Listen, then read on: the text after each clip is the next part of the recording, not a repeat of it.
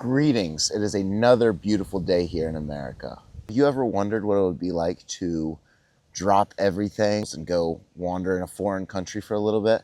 Well, I'm going to give you the pros, the cons, the goods, the bads, and the price breakdown of living like an absolute king for the last 3 weeks of my life.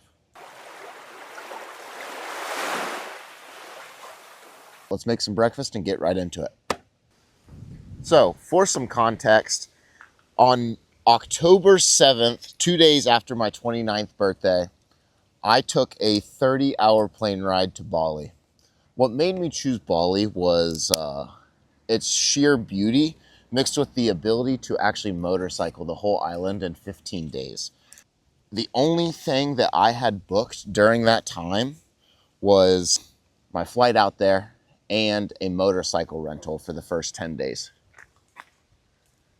What are you barking at? Dog's going crazy.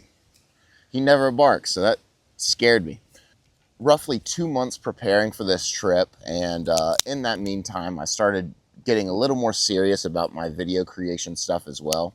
I started preparing myself, my stuff, and my schedule to adventure Bali for pretty much the whole month of October.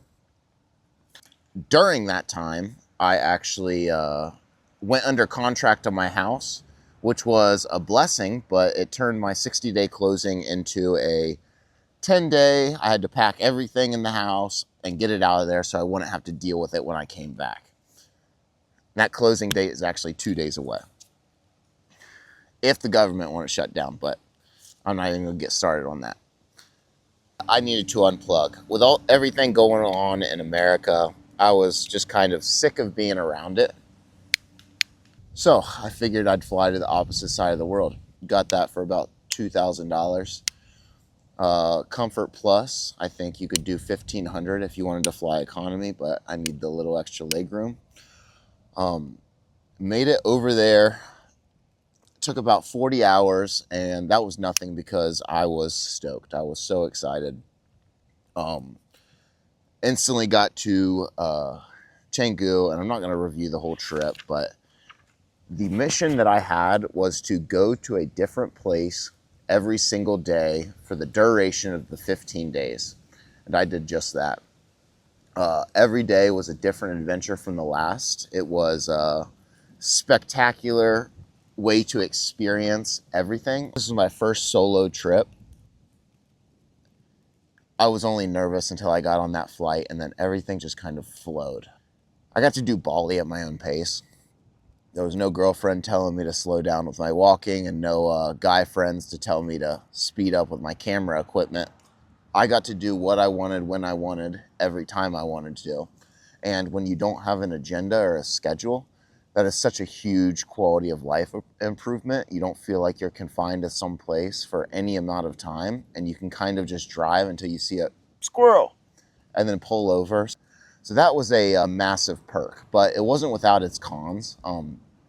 I can't lie, it did get a little lonely at times. Anytime I felt like I was lonely or wanted to see people, because I am very much a people person, I would actually just book a hostel. A hostel is kind of a aggregation of all of these solo travelers from pretty much everywhere, and I would make new friends. That was typically accompanied by heavy drinking. I was here to experience Bali and not here to experience getting drunk with a bunch of tourists. But that does not exempt me from hanging out with the locals. The locals were some of the coolest people I've ever met in my life. We're so quick to take you into their home to do pretty much whatever you wanted to do just because they enjoyed being around you. The roles were reversed, and someone from Bali came to America. They would feel like an outsider. I did not once feel like an outsider outside of like the beach bars. And that's just because I was trying to fit into a place that I did not belong. And the people making me feel like outsiders were just tourists. They were not locals. So if you're watching this, go get lost, go meet some locals.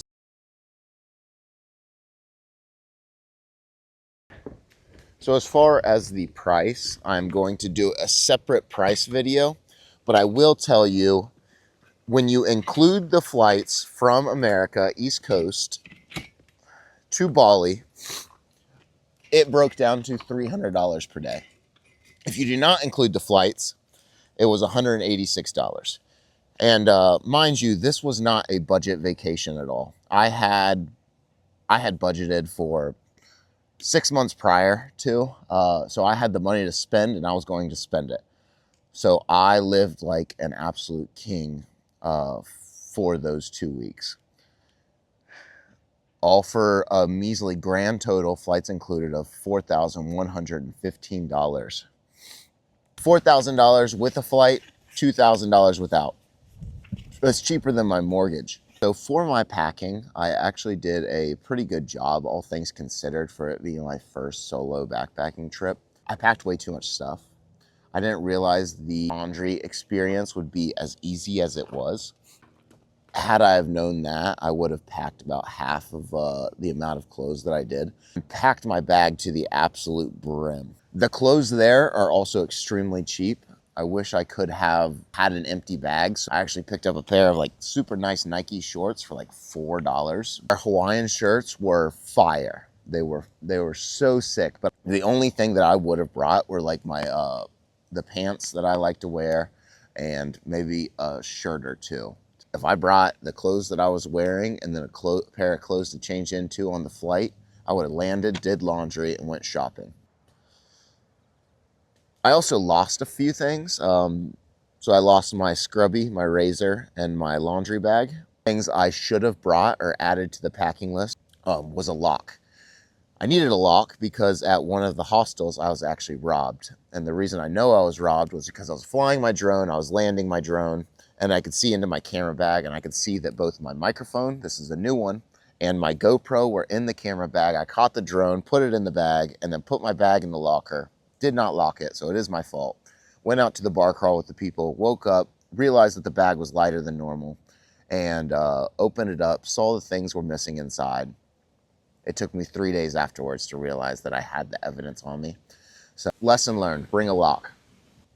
As far as the route, it was pretty straightforward, and I'll drop an actual map, but essentially landed right here in the airport, drove up north, stayed Canggu 2 nights in a row before going to Ubud to Handara Gate Central, up to Lavinia. I don't know if that's how you say it, but that was in the middle of nowhere. Over to Ahmed to Mount Agung to Uluwatu, which is all the way down here. That was a 3-hour drive. That was terrible. Uluwatu to Nusa Penida to Gili, which is over here. I kind of just went with the flow. Every time I got bored, I hopped to the next location. I never had a place booked 24 hours in advance. A couple of times even it was getting dark out, or it did get dark out, and I still had not had a place to stay. So I was frantically searching, driving through the woods. I even crashed my motorcycle looking for one of the places. That was in the middle of the mountains, in the middle of the woods, in the middle of the night.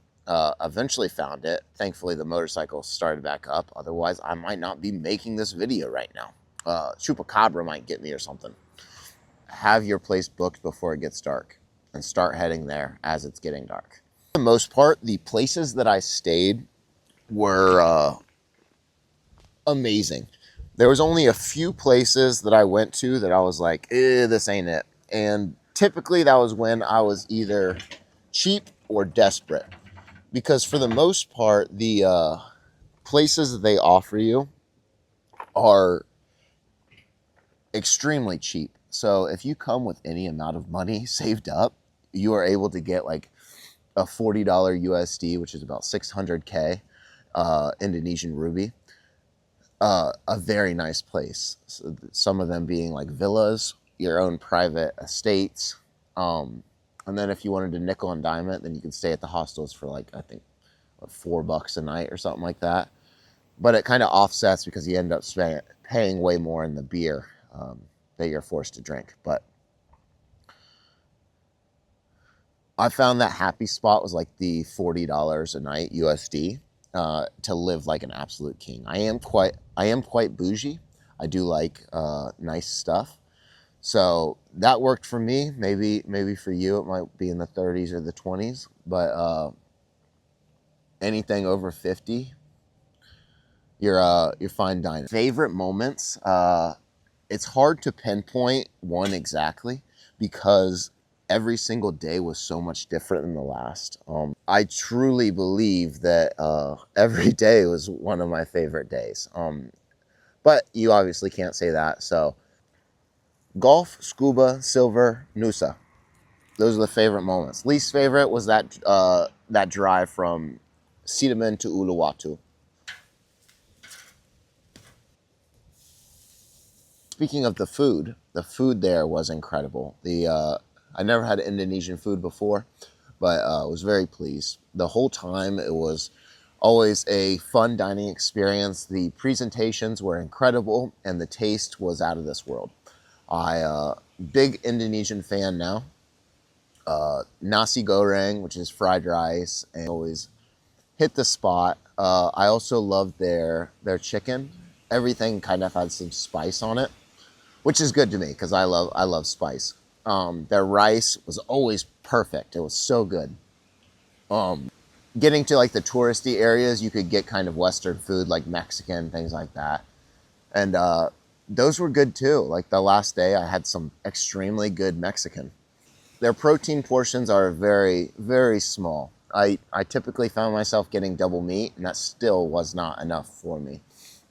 And there really was no protein supplements. You couldn't get bars or protein powder, at least in the non-touristy areas. So I did suffer a little bit. I lost 5 pounds that trip, but I was also walking average of like 30,000 steps a day.